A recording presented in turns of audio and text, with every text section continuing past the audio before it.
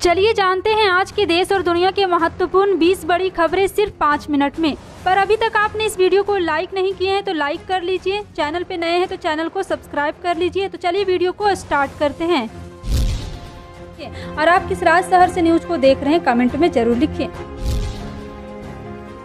राजस्थान कांग्रेस के नेता सचिन पायलट ने सोनिया गांधी से मुलाकात की। जी हां, आपको बता दें कि कुछ मीडिया रिपोर्ट में कहा जा रहा है कि सचिन पायलट ने राजस्थान का सीएम बनने की इच्छा जताई है। सूत्रों के हवाले कहा जा रहा है कि पायलट और सोनिया की इस मुलाकात में भविष्य में राज्य में पार्टी के अंदर सचिन पायलट की भूमिका क्या होगी, इस पर भी चर्चा हुई है, खासकर तब जब कांग्रेस अगले साल होने वाले विधानसभा चुनाव की तैयारी कर रही है। यहाँ आपको याद दिला दें कि सचिन पायलट ने अंतिम बार पार्टी में राजस्थान कांग्रेस प्रमुख और डिप्टी सीएम का पद संभाला था। हालांकि साल 2020 में उन्होंने ये दोनों पद गंवा दिए थे। पार्टी अध्यक्ष सोनिया गांधी से पायलट की हुई इस अहम मुलाकात के बाद कहा जा रहा है कि राजस्थान कांग्रेस में आगे पायलट की भूमिका क्या होगी।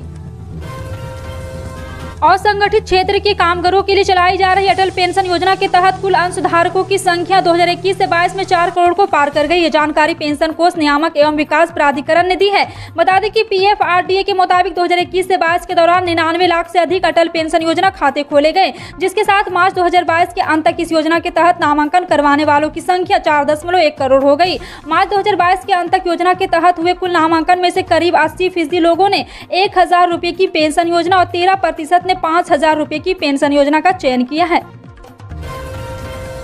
दिल्ली के मुख्यमंत्री और आम आदमी पार्टी के संयोजक अरविंद केजरीवाल ने दावा किया है कि प्रधानमंत्री नरेंद्र मोदी ने उन्हें ईमानदार मुख्यमंत्री का प्रमाण पत्र दिया है, क्योंकि केंद्रीय जांच ब्यूरो ने उनके आवास पर छापेमारी की थी और कुछ भी नहीं मिला था। दिल्ली और पंजाब में सरकार बनाने के बाद अब आम आदमी पार्टी की नजरें इस साल के अंत में होने वाले कर्नाटक विधानसभा चुनाव पर है। समाचार एजेंसी NI के मुताबिक दिल्ली के CM अरविंद केजरीवाल ने गुरुवार को कहा, प्रधानमंत्री ने CBI को मेरे आवास पर छापा मारा, अधिकारी मेरे बेडरूम में घुसे थे लेकिन उन्हें कुछ नहीं मिला। आखिरकार PM ने मुझे ईमानदार CM का प्रमाण पत्र दिया। हमारी ईमानदार सरकार है, हमने इसे दिल्ली और पंजाब में बनाया है, अब हम कर्नाटक में सरकार बनाएंगे।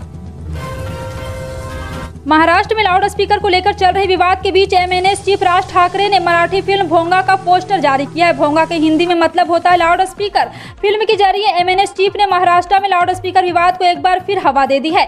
MNS छत्रप सेना के अध्यक्ष अमैया खोपकर, MNS के महासचिव संदीप देशपांडे और अमोल खांगे ने फिल्म भोंगा को रिलीज करने का ऐलान कर दिया है। MNS छत्रप सेना के अध्यक्ष अमैया खापेर, MNS के महासचिव संदीप देशपांडे और अमोल खांगे ने फिल्म भोंगा को प्रोड्यूस भी किया है।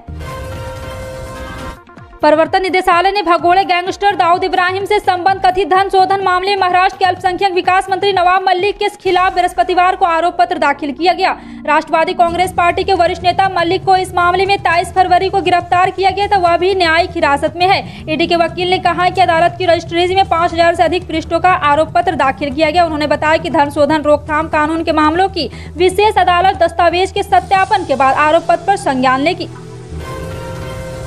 गर्मी से बेहाल जम्मू वासियों को वीरवार को हल्की सी राहत मिलती नजर आ रही है। जहां आसमान पर बादलों का ढेर है, वहीं धूल भरी हवा भी परेशानी का कारण बनी। अप्रैल महीने की शुरुआत से ही जम्मू संभाग में गर्मी का प्रकोप दिखना शुरू हो गया था। कश्मीर में इस महीने में कई बार हल्की बारिश होती रही, पर जम्मू में गर्मी का कहर जारी रहा। वहीं वीरवार सुबह मौसम वो सुहाना बना और बादलों के छाने से लोगों को राहत मिली। जम्मू संभाग में बिजली कटौती भी लोगों की परेशानी का कारण बनी हुई है। शहरों में स्मार्ट मीटर लगने के बाद भी हो रही कटौती से लोग परेशान हो गए हैं। लोगों ने सोशल मीडिया के सहारे प्रशासन को घेरना भी शुरू कर दिया है। आपको बता दें कि मौसम विभाग ने 20 और 21 अप्रैल को जम्मू कश्मीर में हल्की बारिश की संभावना जताई थी।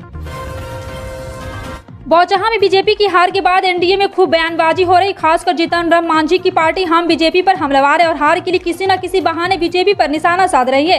इससे पहले जब मुकेश साहनी की पार्टी में बीजेपी ने सर्जिकल स्ट्राइक की थी, तब जीतन राम मांझी को भी अपनी पार्टी में टूट का डर सता रहा था। लेकिन जब अब बीजेपी को बौचहा में हार हुई है, तब मांझी और उनकी पार्टी हमलावर है और हार के लिए बीजेपी को जिम्मेदार ठहरा रही है। इसके साथ ही मांझी की पार्टी ने NDA में कोऑर्डिनेशन कमेटी बनाने की मांग की है।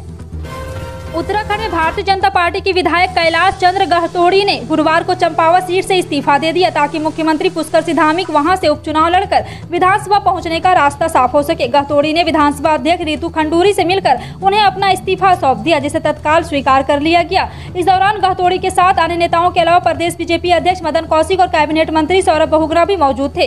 खंडूरी ने बताया कि चंपावत के विधायक ने अपनी विधानसभा सदस्यता छोड़ दी है और उनका इस्तीफा स्वीकार भी कर लिया गया है। बीजेपी का एक और नेता ने अपना इस्तीफा दे दिया।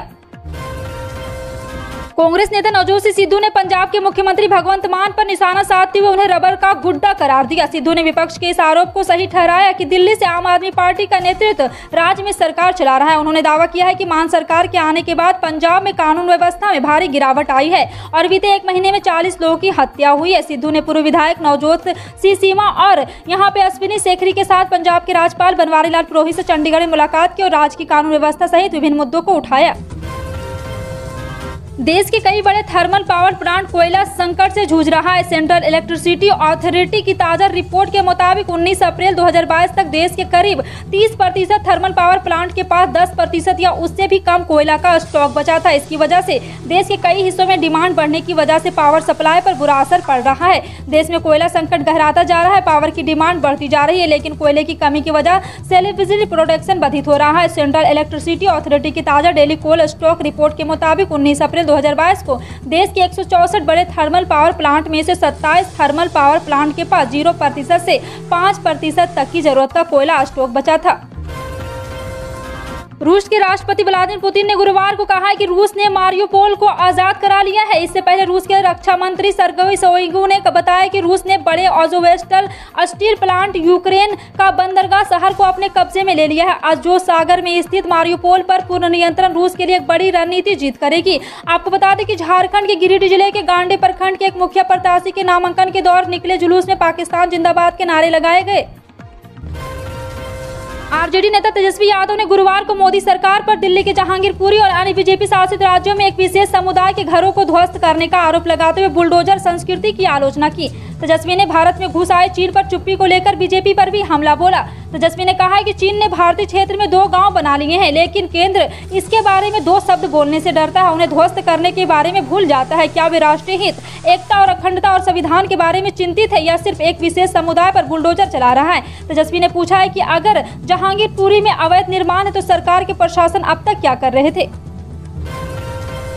पीएम किसान सम्मान निधि की अगली किस्त का लोग बड़ी ही बेसब्री से इंतजार कर रहे हैं। सभी उम्मीद लगाए बैठे हैं कि अब हमारे फोन में 2000 रुपए का मैसेज कब बोलेगा। सरकार 15 मई से पहले इस योजना की 11वीं किस्त खाते में डाल देगी। केंद्र सरकार ने ऑफिशियल तौर पर तो अभी पैसे डालने की तारीख का ऐलान नहीं किया है, लेकिन कुछ सूत्रों से मिली जानकारी के मुताबिक ये दावा किया जा रहा है। आपको बता दें कि यहाँ पे 10वीं किस्त का पैसा 1 जनवरी 2022 को किसानों के खाते में ट्रांसफर किया गया था। देश के करोड़ों किसानों के खाते में 2000 रुपए की किस्त ट्रांसफर की गई थी। गौरतलब है कि पीएम किसान योजना की 10वीं किस्त नए साल के मौके पर 1 जनवरी 2022 को जारी की गई थी।